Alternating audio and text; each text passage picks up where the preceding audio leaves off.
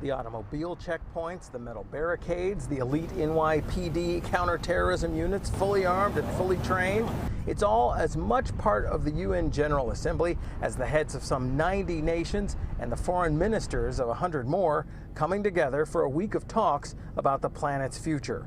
But for the rest of us, it's also all part of gridlock in the blocks surrounding the United Nations on the far east side of Midtown Manhattan, and it's not just us calling it that. The Department of Transportation for the city has declared a gridlock alert day for every weekday this week.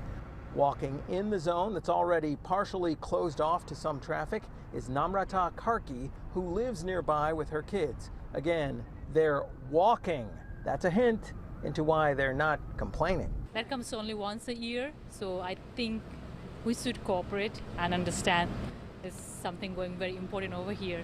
It's not only about one nation, it's about 192 or 93 nations. So we should understand they are doing something great, and for us. She's lived here a few years dealing with this, but Judy Weiss is a native New Yorker who's lived near the UN and dealt with this for decades. I'm lucky to rent a stabilized apartment building, 48 years. Everybody has something to complain about, but this is nothing to complain about. The world has to go on. People have to do what they have to do. And we get to observe it.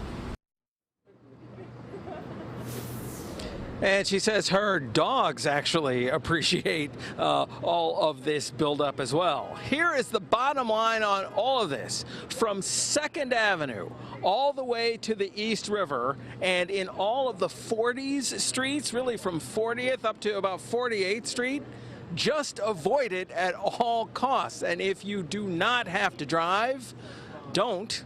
And if you choose to take public transportation, you're doing the right thing. And best yet, if you can, be like the folks in that story and use your 2 feet.